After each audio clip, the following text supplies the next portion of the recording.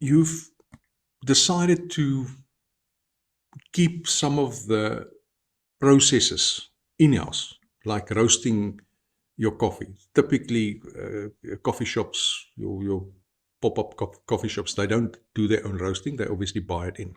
You've decided to not do that, but there are certain things that you are outsourcing, especially in some of the different products. I mean, you don't make your own ice cream, as an example, but you make your own brownies. Yeah. And we'll get to the very nice cinnamon buns. What are the things that you consider when you contemplate insourcing versus outsourcing?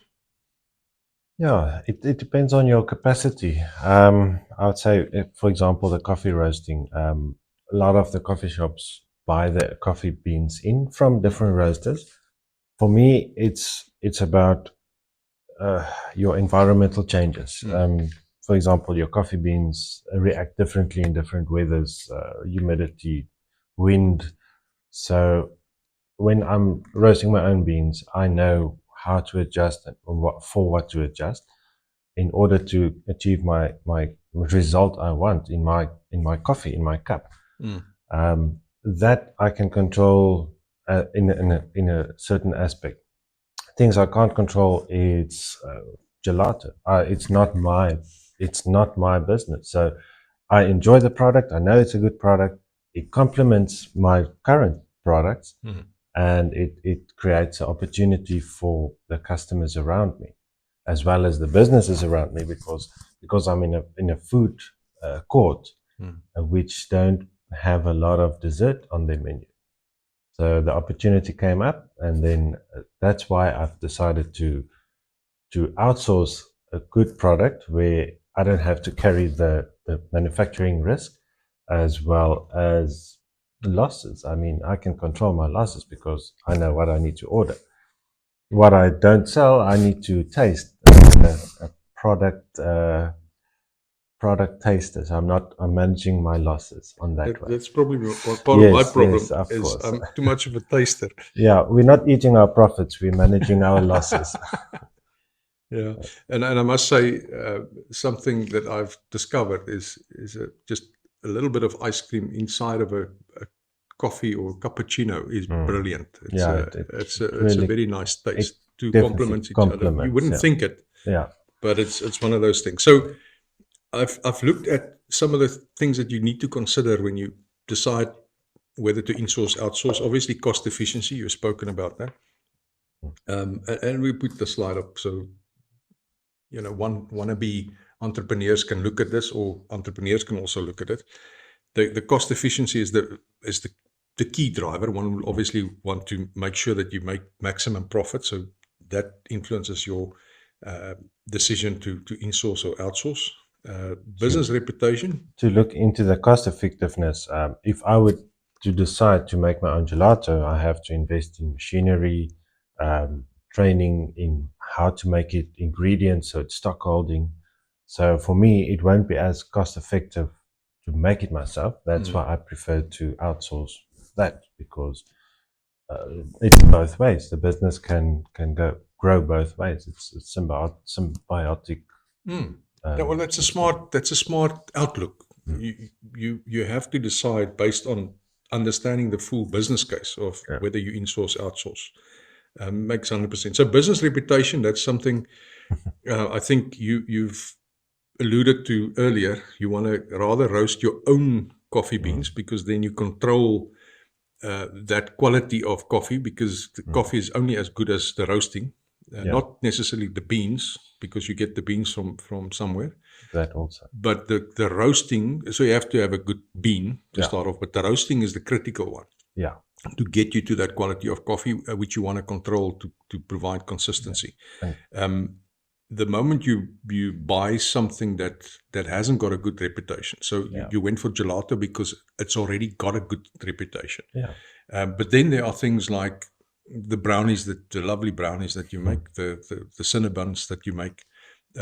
That's, again, you control that because you've got reputation high up your priority list or strategic priority list.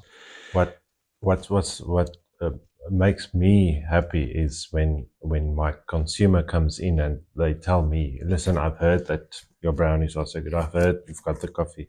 So I don't want to tell the customer, listen, I've got the best brownies, or I've got the best coffee. They must tell you. I prefer that they tell me.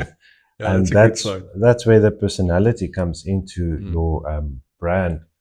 It's you can control that, because if I make sure everything goes well and product quality is good, I know that my name will be that is who I am. So I put the personality into the So it's part of reputation. the reputation. So it's not just the product; it's also the personality. People have to get to know you and understand your high level of quality expectations from yourself. Now, so cost efficiency, business reputation, and innovation is also something that you thrive on, because you want to be innovative. That's who you are. That's why you're an entrepreneur. The moment you outsource too much, then you lose the opportunity to be creative around. So you haven't outsourced brownies, you haven't outsourced the roasting, because you can still stay creative within that. But something like ice cream, you don't have to be creative. The flavors are already there; they're very good. So there's limited opportunity for innovation. So innovation is something that you would consider, obviously. From what I see and hear. Communication, collaboration, you spoke about that. I like that, because the communication, the two-way communication with your customers, your suppliers, etc., you keep that going, making sure that these guys keep on delivering a good product on time. But you also check from your customer regularly. You're interested in their feedback. Oh, am I providing a good brownie? And if not, you make your adjustment. The risk in having a coffee shop. Should we go there? Okay. So there's a high risk involved in being an entrepreneur. Let's not beat around the bush. But you've survived. I know some days it doesn't feel like it, but you've survived. I can tell you from an outsider looking into your business, it looks neat. It looks you've achieved a lot. Well done. But the risk of dealing with somebody that can't supply a good product, plus the risk of supplying somebody with I know you also supply other coffee shops with roasted beans. Sometimes that risk has to be managed. Just quickly, we spoke about capacity, touched on it a little bit. When you can't deliver, you've built in a business continuity plan. So you've got an alternative supplier. So you yourself are your main supplier for other coffee shops that you supply to. But then if you run out of capacity, you've got a backup plan. Just briefly tell me about that. So the benefit of having to drive around from town to town, drinking different coffees, I've established my flavor profiles to a few coffee roasters too.